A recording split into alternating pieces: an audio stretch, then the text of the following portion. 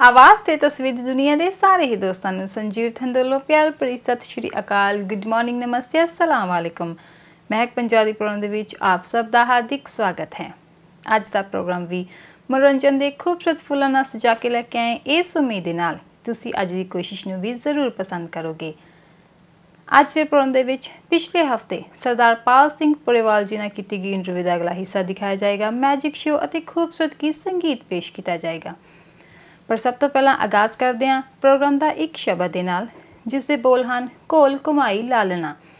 ये शब्द तुखारी राग विच श्री गुरु अर्जन देव जी द्वारा उच्चारण किया गया है अते श्री गुरु ग्रंथ साहिब जी दे विच अंग नंबर 1117 उपर अंकित है। इसनूं गायन कर रहे हैं खालसा स्कूल सरी दे विद्यार्थी।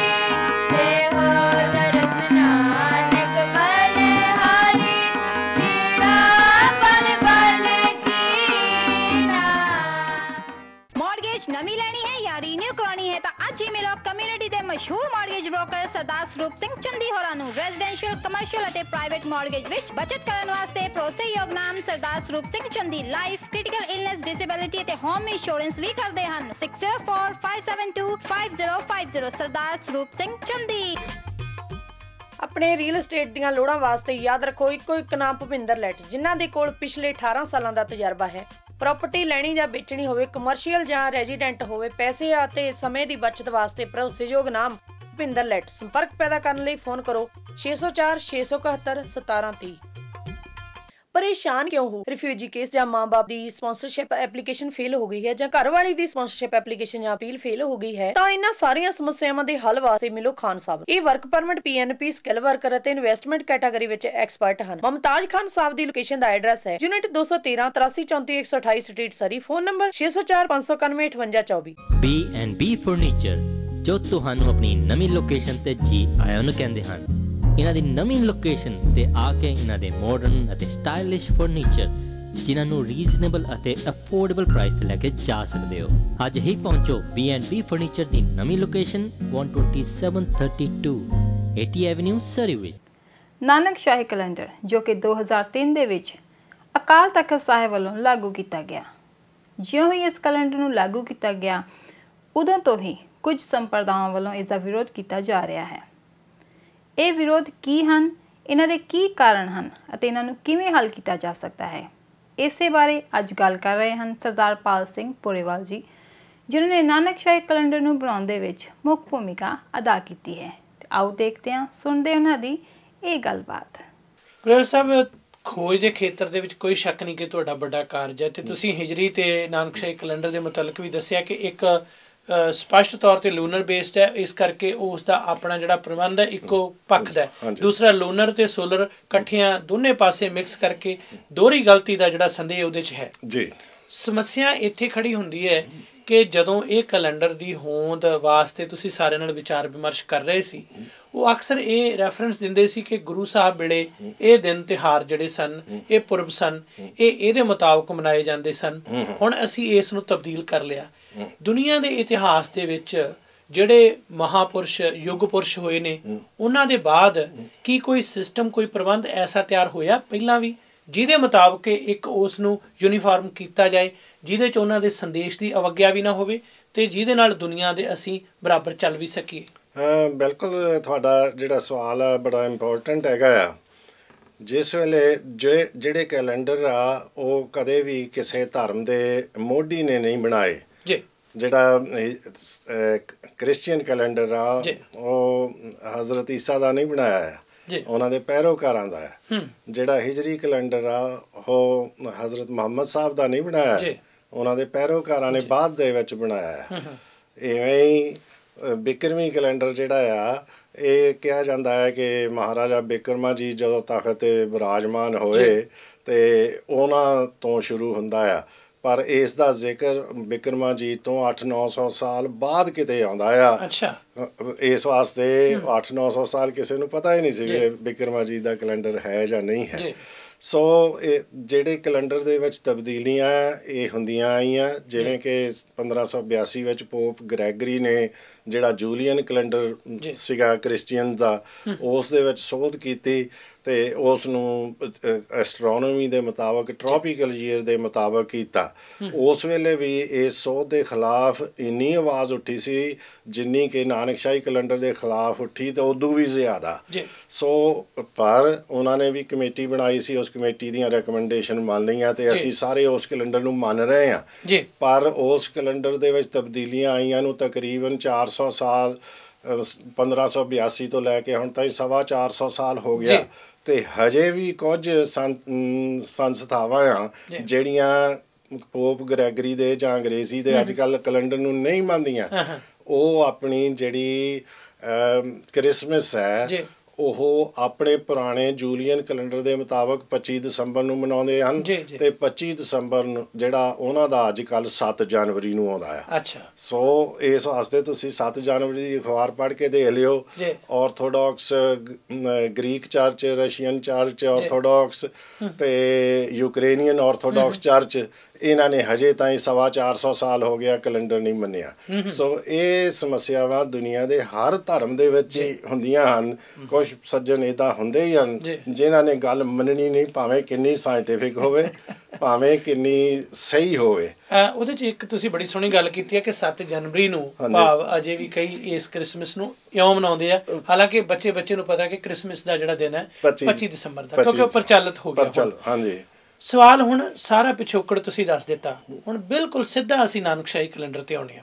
ਸਭ ਤੋਂ ਪਹਿਲਾਂ ਇਹ ਸ਼ਬਦ ਦੀ ਗੱਲ ਹੈ, ਨਾਨਕ ਗੁਰੂ, ਨਾਨਕ ਦੇਵ, ਗੁਰੂ ਨਾਨਕ ਦੇਵ ਜੀ, ਇਹਦੇ ਥਾਂ ਤੇ ਨਾਨਕ ਸ਼ਾਹੀ ਜਿਹੜਾ ਸ਼ਬਦ ਹੈ, ਇਸ ਦੀ ਘਾੜਤ ਕਿਸ ਤਰ੍ਹਾਂ ਤੁਸੀਂ ਅਪਣਾਈ ਹੈ? ਇਹ ਤਾਂ ਆਪਣੇ ਇਤਿਹਾਸ ਦੇ ਵਿੱਚ ਬੜੇ ਚਿਰ ਤੋਂ ਚੱਲੀ ਆ ਰਹੀ ਆ। ਬਾਬਾ ਨਾਨਕ ਸ਼ਾਹ ਫਕੀਰ ਜੀ, ਹਿੰਦੂ ਦਾ ਗੁਰੂ, ਮੁਸਲਮਾਨ का ਪੀਰ, ਤੇ ਨਾਨਕ ਸ਼ਾਹੀ ਇੱਟਾਂ, ਨਾਨਕ ਸ਼ਾਹੀ ਮਹਾਰਾਜਾ ਰਣਜੀਤ ਸਿੰਘ ਦੇ ਕਾਲ ਵਿੱਚ ਮੋਹਰਾਂ। ਸੋ ਇਹ ਨਾਨਕ ਸ਼ਾਹੀ ਜਿਹੜਾ ਆ ਇਹ ਬੜਾ ਉੱਤਮ ਸ਼ਬਦ ਹੈ, ਬੜਾ ਸਤਿਕਾਰ ਵਾਲਾ ਸ਼ਬਦ ਆ ਜੀ। ਸੋ ਉਹ ਜਿਹੜਾ ਇੱਕ ਪਰੰਪਰਿਕ ਰੂਪ ਦੇ ਵਿੱਚ ਵਰਤਿਆ ਜਾ ਰਿਹਾ ਸੀ, ਉਸ ਨੂੰ ਅਪਣਾਇਆ ਕਿ ਨਾਨਕ ਸ਼ਾਹੀ ਕੈਲੰਡਰ ਦੇ ਤੌਰ ਤੇ ਇਹਨੂੰ ਨਾਮ ਹੀ ਦਿੱਤਾ ਜਾਏ, ਟਾਈਟਲ। ਹਾਂਜੀ, ਜਿਵੇਂ ਆਪਾਂ ਗੁਰੂ ਸਾਹਿਬ ਨੂੰ ਸੱਚੇ ਪਾਤਸ਼ਾਹ ਵੀ ਕਹਿੰਦੇ ਆ। ਪਾਤਸ਼ਾਹ ਜਿਹੜਾ ਆ ਉਹ ਕਿੰਗ ਦੇ ਸ਼ਾਹਾਂ ਦਾ ਸ਼ਾਹ। ਹਾਂਜੀ, ਹੋ ਗਿਆ। ਓਕੇ, ਕੀ ਇਸ ਸ਼ਬਦ ਤੇ ਕਿਸੇ ਵੀ ਇੱਕ ਸਿੱਖ ਸੰਸਥਾ ਨੇ ਕਦੇ ਕੋਈ ਇਤਰਾਜ਼ ਕੀਤਾ? ਕਿਸੇ ਸੰਸਥਾ ਨੇ ਨਹੀਂ, ਪਰ ਕੁਝ ਇੰਡੀਵਿਜੂਅਲਸ ਨੇ ਜਿਨ੍ਹਾਂ ਨੇ ਇਹਨਾਂ ਗੱਲਾਂ ਦੀ ਜਿਹੜੀ ਮੈਂ ਹੁਣੇ ਜ਼ਿਕਰ ਕਰਕੇ ਹਟਿਆ ਉਹਨਾਂ ਦੀ ਵਾਕਫੀਅਤ ਨਾ ਹੋਣ ਕਰਕੇ ਇਤਰਾਜ਼ ਕੀਤਾ, ਪਰ ਉਹ ਇਤਰਾਜ਼ ਜਿਹੜਾ ਬਿਲਕੁਲ ਨਿਰਮੂਲ ਹੈ। ਸੋ ਇਹ ਗੱਲ ਇੱਥੇ ਮੁੱਕਦੀ ਹੈ ਕਿ ਸੰਸਥਾਗਤ ਤੌਰ ਤੇ ਭਾਵ ਇਹ ਕਿ ਜਿਹੜੀਆਂ ਨਾਨਕਸ਼ਾਹੀ ਕੈਲੰਡਰ ਨੂੰ ਬਾਅਦ ਚ ਜਿਨ੍ਹਾਂ ਨਹੀਂ ਵੀ ਮੰਨਿਆ ਗਈਆਂ ਨੇ, ਉਹ ਵੀ ਇਸ ਸ਼ਬਦ ਤੇ ਕੋਈ ਵੀ ਅਸਹਿਮਤ ਨਹੀਂ ਜੀ। ਇਹ ਬੜਾ ਪਾਪੂਲਰ ਨੇਮ ਆ ਸਾਰੀ ਦੁਨੀਆ ਦੇ ਵਿੱਚ। ਸੰਗਤਾਂ ਨੇ ਜਿਸ ਵੇਲੇ ਨਾਨਕਸ਼ਾਹੀ ਕੈਲੰਡਰ 2003 ਦੇ ਵਿੱਚ ਲਾਗੂ ਹੋਇਆ, ਇੰਨੇ ਚਾਅ ਦੇ ਨਾਲ ਇਸ ਨੂੰ ਐਕਸੈਪਟ ਕੀਤਾ ਜਿਵੇਂ ਕਿ ਪੰਥ ਦੇ ਵਿੱਚ ਖੁਸ਼ੀ ਦੀ ਇੱਕ ਲਹਿਰ ਦੌੜ ਗਈ ਹੋਵੇ ਕਿ ਕੁਛ ਪੰਥ ਨੇ ਪ੍ਰਾਪਤ ਕੀਤਾ, ਕੁਛ ਪੰਥ ਦੀ ਦਿੱਖ ਵਿੱਚ, ਪੰਥ ਦੀ ਆਪਣੀ ਹੋਂਦ ਦੇ ਵਿੱਚ, ਉਸ ਦੀ ਵਿਲੱਖਣਤਾ ਦੇ ਵਿੱਚ ਕੁਛ ਵਾਧਾ ਹੋਇਆ। ਦੁਨੀਆ ਦੇ ਵਿੱਚ ਗੋਰਿਆਂ ਨੇ ਵੀ ਆਪਣੀਆਂ ਕਿਤਾਬਾਂ ਵਿੱਚ, ਕੁਝ ਪੁਸਤਕਾਂ ਵਿੱਚ ਆ ਗਿਆ ਕਿ ਸਿੱਖ ਕੌਮ ਦਾ ਹੁਣ ਆਪਣਾ ਕੈਲੰਡਰ ਹੈ, ਤੇ ਡਾਇਰੀਆਂ ਇੰਗਲੈਂਡ ਦੇ ਵਿੱਚ ਛਪ ਗਈਆਂ ਜਿਨ੍ਹਾਂ ਦੇ ਵਿੱਚ ਉਹਨਾਂ ਨੇ ਨਾਨਕਸ਼ਾਹੀ ਕੈਲੰਡਰ ਦੇ ਮੁਤਾਬਕ ਤਰੀਕਾਂ ਦਿੱਤੀਆਂ ਆਪਣੇ ਪੁਰਬਾਂ ਦੀਆਂ। ਜਿੱਦਾਂ ਆਪ ਸਭ ਜੀ ਨੂੰ ਪਤਾ ਹੈਗਾ ਕਿ ਅਸੀਂ ਅੱਜ ਓਪਨ ਹਾਊਸ ਲਾਇਆ ਪੰਜਾਬ ਇੰਸ਼ੋਰੈਂਸ 'ਚ। ਕੈਨੇਡਾ ਦੇ ਜਿਸ ਸ਼ਹਿਰ 'ਚ ਵੀ ਤੁਸੀਂ ਪ੍ਰੋਗਰਾਮ ਦੇਖ ਰਹੇ ਹੋ, ਓਪਨ ਹਾਊਸ ਸਟਾਰਟ ਹੋ ਚੁੱਕਾ ਹੈ। ਸ਼ਾਮ ਦੇ 7 ਵਜੇ ਤੱਕ ਅਸੀਂ ਇਹ ਓਪਨ ਹਾਊਸ ਰੱਖਿਆ ਹੈ ਇੰਸ਼ੋਰੈਂਸ ਫੀਲਡ 'ਚ ਐਂਟਰੀ ਵਾਸਤੇ। ਅੱਜ ਅਸੀਂ ਸ਼ਾਮ ਦੇ 7 ਵਜੇ ਤੱਕ ਅਤੇ ਕੱਲ੍ਹ ਫਿਰ ਸਵੇਰ ਨੂੰ 10 ਤੋਂ ਲੈ ਕੇ ਸ਼ਾਮ ਦੇ 7 ਵਜੇ ਤੱਕ ਅਸੀਂ ਤੁਹਾਡੀ ਇੰਤਜ਼ਾਰ ਕਰ ਰਹੇ ਹਾਂ। ਜਿਹੜਾ ਵੀ ਕੰਮ ਤੁਸੀਂ ਕਰ ਰਹੇ ਹੋ, ਜੇ ਤੁਹਾਡੀ ਪ੍ਰਾਇਓਰਟੀ ਹੈਗੀ ਕਿ ਕੋਈ ਨਵੇਂ ਫੀਲਡ 'ਚ ਆਉਣਾ ਚਾਹੁੰਦੇ ਹੋ, ਉਹਨੂੰ ਮੈਂ ਕਹੂੰਗਾ ਇੱਕ ਵਾਰ ਸਾਈਡ 'ਤੇ ਰੱਖ ਕੇ ਕੋਸ਼ਿਸ਼ ਕਰੋ ਜਲਦੀ ਤੋਂ ਜਲਦੀ ਪੰਜਾਬ ਇੰਸ਼ੋਰ ਦੇ ਆਫਿਸ ਪਹੁੰਚੋ। ਅਸੀਂ ਤੁਹਾਡੇ ਕਰਕੇ ਇਹ ਓਪਨ ਹਾਊਸ ਲਾਇਆ ਹੈ। ਇਹ ਜਿਹੜਾ ਸੈਮੀਨਾਰ ਹੈ ਫ੍ਰੀ, ਇਹਦੀ ਕੋਈ ਫੀਸ ਨਹੀਂ ਹੈ। ਕਿਸੇ ਵੀ ਟਾਈਮ 10 ਜਾਂ 15 ਮਿੰਟ ਤੁਸੀਂ ਕੱਢਣੇ ਨੇ। ਜੇ ਤੁਹਾਡੇ ਮਨ 'ਚ ਕੋਈ ਕੁਐਸਚਨ ਹੈ, ਇਸ ਫੀਲਡ 'ਚ ਐਂਟਰੀ ਕਿਵੇਂ ਹੋਏਗੀ, ਤੁਸੀਂ ਕੋਰਸ ਕਿਵੇਂ ਪਾਸ ਕਰਨਾ ਹੈ, ਉਸ ਤੋਂ ਬਾਅਦ ਕਿੰਨੇ ਤੁਸੀਂ ਪੈਸੇ ਬਣਾ ਸਕਦੇ ਹੋ, ਹਰ ਤੁਹਾਡੇ ਕੁਐਸਚਨ ਦਾ ਆਨਸਰ ਇਸ ਸੈਮੀਨਾਰ 'ਚ ਤੁਹਾਨੂੰ ਮਿਲ ਜਾਏਗਾ ਅਤੇ ਤੁਸੀਂ ਇੱਕ ਚੰਗਾ ਡਿਸੀਜਨ ਲੈ ਸਕਦੇ ਹੋ ਇੱਕ ਚੰਗੇ ਭਵਿੱਖ ਵਾਸਤੇ। ਖਾਸ ਕਰਕੇ ਮੈਂ ਸੰਦੀਪ ਜੀ ਕਹਾਂਗਾ, ਜਿਹੜੀਆਂ ਆਪਣੀਆਂ ਭੈਣਾਂ ਨੇ, ਕੁਆਲੀਫਾਈਡ ਨੇ, ਪੜ੍ਹੀਆਂ ਲਿਖੀਆਂ ਨੇ, ਜਿਹੜੇ ਨਵੇਂ ਇਮੀਗ੍ਰੈਂਟ ਆਏ ਨੇ ਕੈਨੇਡਾ 'ਚ, ਉਹਨਾਂ ਨੂੰ ਆਪਣੇ ਮਤਲਬ ਦਾ ਅਜੇ ਤੱਕ ਜੋਬ ਨਹੀਂ ਮਿਲਿਆ। ਸੋ ਜ਼ਰੂਰ ਸਾਡੇ ਨਾਲ ਸੰਪਰਕ ਕਰਨ। ਕੈਨੇਡਾ ਦੇ ਕਿਸੇ ਵੀ ਸ਼ਹਿਰ 'ਚ ਜੇ ਤੁਸੀਂ ਸਾਡਾ ਪ੍ਰੋਗਰਾਮ ਦੇਖ ਰਹੇ ਹੋ, Calgary, Edmonton, Winnipeg, Toronto, Vancouver ਜਾਂ ਕਲੋਨਾ, ਸਾਡੇ ਜਿਹੜੇ ਓਪਨ ਹਾਊਸ ਨੇ ਸਾਰਿਆਂ ਲਈ ਫ੍ਰੀ ਹੈ। ਤੁਸੀਂ ਆ ਕੇ ਜਾਣਕਾਰੀ ਲੈ ਸਕਦੇ ਹੋ। ਇੱਕ ਛੋਟਾ ਜਿਹਾ ਇੰਸ਼ੋਰੈਂਸ ਦਾ ਕੋਰਸ ਕਰਕੇ ਇੰਸ਼ੋਰੈਂਸ ਦੇ ਬਹੁਤ ਵੱਡੇ ਜਿਹੜੇ ਬਿਜ਼ਨਸ ਦੇ ਵਿੱਚ ਤੁਸੀਂ ਆ ਸਕਦੇ ਹੋ, ਆਪਣਾ ਬਹੁਤ ਵਧੀਆ ਭਵਿੱਖ ਬਣਾ ਸਕਦੇ ਹੋ। ਸੋ ਤੁਸੀਂ ਅੰਮ੍ਰਿਤ ਜੀ ਕੀ ਕਹਿਣਾ ਚਾਹੋਗੇ? ਮੇਰੀ ਭੈਣ ਭਰਾਵਾਂ ਅੱਗੇ ਗੁਜ਼ਾਰਿਸ਼ ਹੈਗੀ ਹੈ ਕਿ ਜਿਹੜੇ ਆਲਰੇਡੀ ਮੋਰਗੇਜ ਬ੍ਰੋਕਰ, ਰੀਅਲਟਰ ਹੈਗੇ ਨੇ, ਆਪਣੇ ਕਲਾਇੰਟਾਂ ਨੂੰ ਵਧੀਆ ਸਰਵਿਸ ਦੇ ਰਹੇ ਆ, ਤਾਂ ਉਹਨਾਂ ਲਈ ਇੱਕ ਬਹੁਤ ਹੀ ਸੁਨਹਿਰੀ ਮੌਕਾ ਹੈ ਕਿ ਉਹ ਇਸ ਓਪਨ ਹਾਊਸ ਦਾ ਆ ਕੇ ਫਾਇਦਾ ਉਠਾਉਣ, ਆ ਕੇ ਇੰਸ਼ੋਰੈਂਸ ਸੰਬੰਧੀ ਵੀ ਇਨਫੋਰਮੇਸ਼ਨ ਲੈਣ, ਤਾਂ ਕਿ ਉਹ ਆਪਣੇ ਭਵਿੱਖ ਦੇ ਵਿੱਚ ਆਪਣੇ ਕਲਾਇੰਟਾਂ ਨੂੰ ਇੱਕ ਨਵੀਂ ਸਰਵਿਸ ਜਿਹੜੀ ਆ ਉਹ ਐਡ ਕਰ ਸਕਦੇ ਨੇ। ਇਸ ਫ੍ਰੀ ਇੰਸ਼ੋਰੈਂਸ ਦੇ ਸੈਮੀਨਾਰ ਦੇ ਵਿੱਚ ਤੁਹਾਡਾ ਸਾਰਿਆਂ ਦਾ ਸਵਾਗਤ ਹੈ। ਤੁਹਾਡੇ ਸਾਰਿਆਂ ਦੇ ਇੰਤਜ਼ਾਰ ਵਿੱਚ Punjab insurance.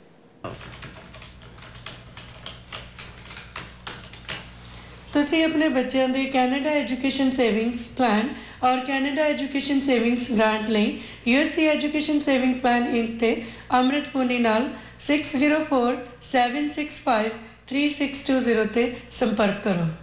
Prince roofing, new roofing, reroofing ਅਤੇ ਰਿਪੇਅਰ ਵਾਸਤੇ ਕਾਲ ਕਰੋ। Prince roofing, cedar shake, asphalt shingle, torch on ਅਤੇ ਕੰਕਰੀਟ ਟਾਇਲ ਵਾਸਤੇ ਕਾਲ ਕਰੋ। ਅਸੀਂ ਕਿਸੇ ਵੀ ਲਿਖਤੀ ਐਸਟੀਮੇਟ ਨੂੰ ਬੀਟ ਕਰਦੇ ਹਾਂ। ਫ੍ਰੀ ਐਸਟੀਮੇਟ ਵਾਸਤੇ ਬਲਵੀਰ ਬੈਂਸ ਨੂੰ ਕਾਲ ਕਰੋ 604 825 2759। Prince roofing.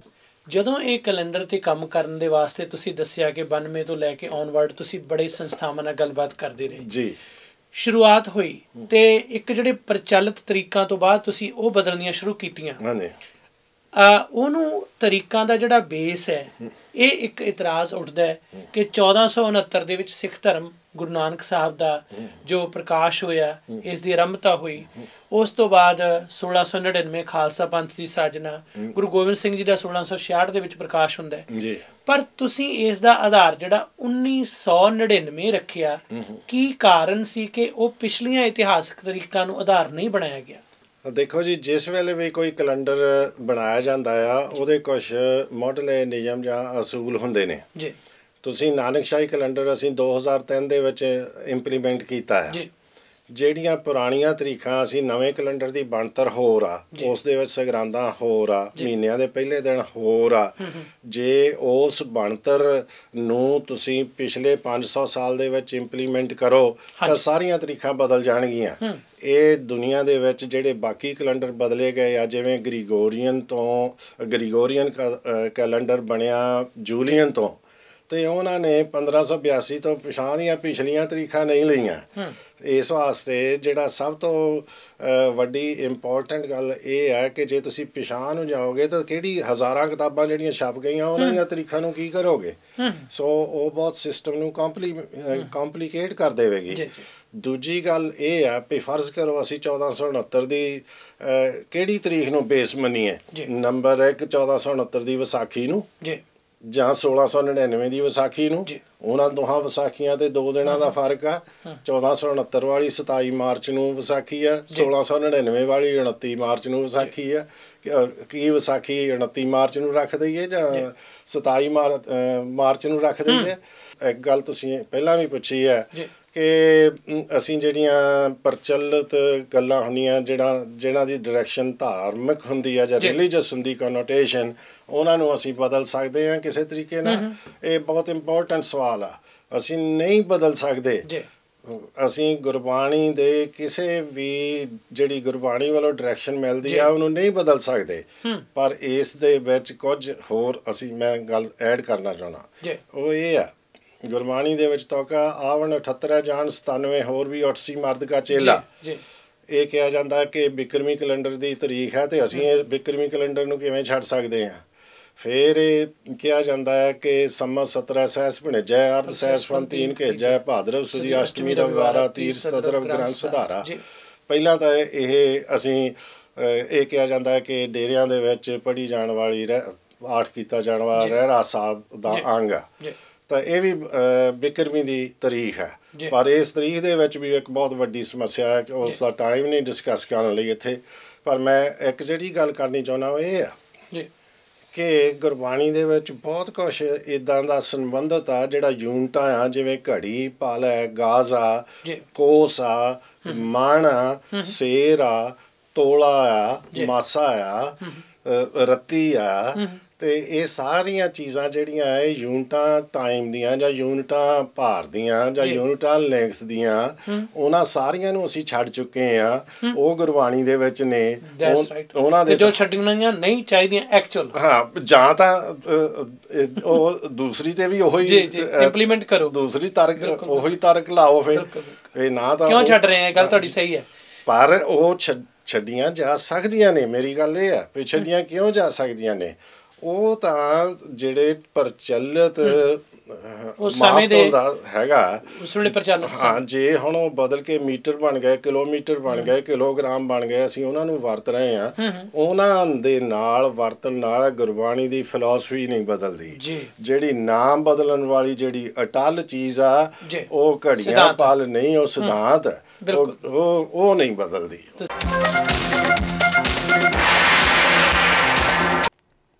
ਅੱਜ ਦੇ ਮੈਜਿਕ ਸ਼ੋਅ ਵਿੱਚ ਅੱਜ ਦੀ ਗੇਮ ਦਾ ਨਾਂ ਹੈ ਡਿਫਰੈਂਟ ਕਲਰਸ ਆਫ ਵਾਟਰ, ਭਾਵ ਵੱਖ-ਵੱਖ ਰੰਗਾਂ ਦਾ ਪਾਣੀ। ਮੇਰੇ ਕੋਲ ਇੱਕ ਕੇਤਲੀ ਹੈਗੀ ਆ ਜਿਹੜੀ ਕਿ ਪਾਣੀ ਨਾਲ ਭਰੀ ਹੋਈ ਆ ਤੇ 4 ਗਲਾਸ ਹੈਗੇ ਆ। ਗਿਲਗਲੇ ਸਿਮਸਿਮ,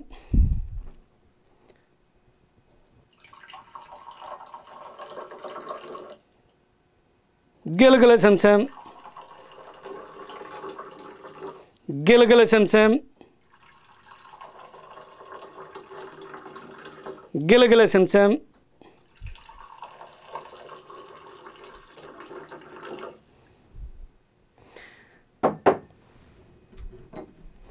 ਗਿਲਗਲੇ ਸਿਮਸਿਮ, ਗਿਲਗਲੇ ਸਿਮਸਿਮ,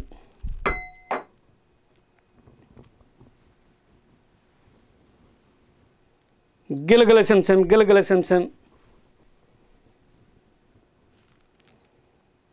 गिलगिले सिम सिम गिलगिले सिम सिम गिलगिले सिम सिम गिलगिले सिम सिम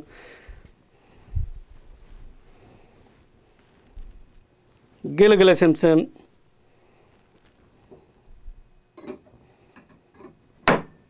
गिलगिले सिम सिम गिलगिले सिम सिम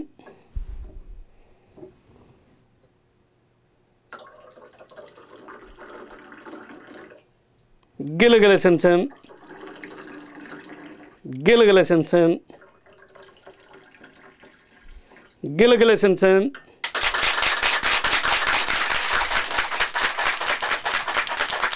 थैंक यू। ਅੱਜ ਦੇ ਪ੍ਰੋਗਰਾਮ ਦੇ ਵਿੱਚ ਸਾਰੇ ਦੇਖਣ ਸੁਣਨ ਵਾਲੇ ਭੈਣ ਭਰਾਵਾਂ ਨੂੰ ਵੈਲਕਮ ਹੈਗਾ। ਅੱਜ ਜਿਹੜੀਆਂ ਮੈਂ ਤੁਹਾਨੂੰ ਚੀਜ਼ਾਂ ਦਿਖਾ ਰਿਹਾ 2011 ਦੇ ਬਿਲਕੁਲ ਲੇਟੈਸਟ ਡਿਜ਼ਾਈਨ ਹੈਗੇ ਆ ਔਰ ਇਹ 100% ਪਿਓਰ ਚਨੋਨ ਸਿਲਕ ਦੇ ਉੱਤੇ ਜਿਹੜੀ ਆ ਚੁੰਨੀ ਬਣੀ ਹੋਈ ਆ, ਬਾਰਡਰ ਬਣਿਆ ਆ, ਪੱਲਾ ਬਣਿਆ ਆ। ਇਹ ਖੀਨ ਖਾਬ ਦੇ ਉੱਤੇ ਆ 100% ਪਿਓਰ ਸਿਲਕ ਐਂਟੀਕ ਦੀ ਕਢਾਈ ਆ ਔਰ ਚਨੋਨ ਸਿਲਕ ਦੀ ਚੁੰਨੀ ਆ, ਪੱਲਾ ਬਣਿਆ ਆ, ਬਾਰਡਰ ਬਣਿਆ ਆ ਔਰ ਜਿਹੜਾ ਖੀਨ ਖਾਬ ਦੇ ਉੱਤੇ ਕਢਾਈ ਕੀਤੀ ਆ ਐਂਟੀਕ ਦੀ ਔਰ ਕ੍ਰਿਸਟਲ ਲੱਗੇ ਹੋਏ ਆ। ਸਲੀਵਸ ਬਣੀ ਹੋਈ ਆ, ਬੈਕ ਸਾਈਡ ਕੱਢੀ ਹੋਈ ਆ, ਫਰੰਟ ਸਾਈਡ ਕੱਢੀ ਹੋਈ ਆ ਔਰ ਇਹ ਤੁਸੀਂ ਦੇਖੋ ਜਿਹੜਾ ਕਿ ਬਲੈਕ ਸੂਟ ਜਿਹਦਾ ਕਦੀ ਵੀ ਫੈਸ਼ਨ ਜਿਹੜਾ ਆਊਟ ਨਹੀਂ ਹੁੰਦਾ ਔਰ ਇਹਦਾ ਤੁਸੀਂ ਕੰਮ ਦੇਖੋ ਵਰਕਮੈਨਸ਼ਿਪ ਬਰੀਕੀ ਦਾ ਔਰ ਕੰਟਰਾਸਟ ਕਢਾਈ ਕੀਤੀ ਹੋਈ ਆ ਔਰ ਕ੍ਰਿਸਟਲ ਲੱਗੇ ਹੋਏ ਆ, 골ਡ ਦੀ ਕਢਾਈ ਆ ਔਰ ਇਹਦੇ ਵਿੱਚ ਤੁਸੀਂ ਚੁੰਨੀ ਦੇ ਉੱਤੇ ਸਾਰਾ ਵਰਕਮੈਨਸ਼ਿਪ ਆ ਔਰ ਸਾਰਾ ਜਾਲ ਕੱਢਿਆ ਆ ਵਾ। ਆ ਤੁਸੀਂ ਦੇਖੋ ਬਿਲਕੁਲ ਨਵਾਂ ਆਈਡੀਆ ਵਾ, ਨਵਾਂ ਸਟਾਈਲ ਆ, ਨਵੀਂ ਚੀਜ਼ ਆ ਔਰ ਇਹਦੀ ਜਿਹੜੀ ਕਮੀਜ਼ ਆ ਸਾਰੀ ਫਰੰਟ ਕੱਢਿਆ ਆ ਵਾ, ਬੈਕ ਸਾਈਡ ਕੱਢੀ ਹੋਈ ਆ, ਸਲੀਵਸ ਕੱਢੀ ਹੋਈਆਂ ਵਾ। ਸਿੰਘ ਇਜ਼ ਕਿੰਗ ਅਤੇ ਕੁਈਨ ਇਜ਼ ਕੌਰ। आप सब सिंह इज़ किंग फिल्म भी देख चुके हो तो इसे फिल्म का सॉन्ग सिंह इज़ किंग भी सुन चुके हो। प्रोग्राम ਨੂੰ ਅੱਗੇ ਤੋਰਦੇ ਹੋਏ ਪੇਸ਼ ਕਰ ਰਹੇ ਹਾਂ ਪ੍ਰੋਗਰਾਮ ਦੇ ਵਿੱਚ ਇੱਕ ਗੀਤ ਜਿਸ ਦੇ ਬੋਲ ਹਨ ਕੁਈਨ ਇਜ਼ ਕੌਰ ਤੇ ਜਿਸ ਨੂੰ ਆਵਾਜ਼ ਦਿੱਤੀ ਹੈ ਤਰਨਮਪ੍ਰੀਤ ਨੇ। ਉਮੀਦ ਹੈ ਤੁਸੀਂ ਇਸ ਗੀਤ ਦਾ ਜ਼ਰੂਰ ਆਨੰਦ ਮਾਣੋਗੇ।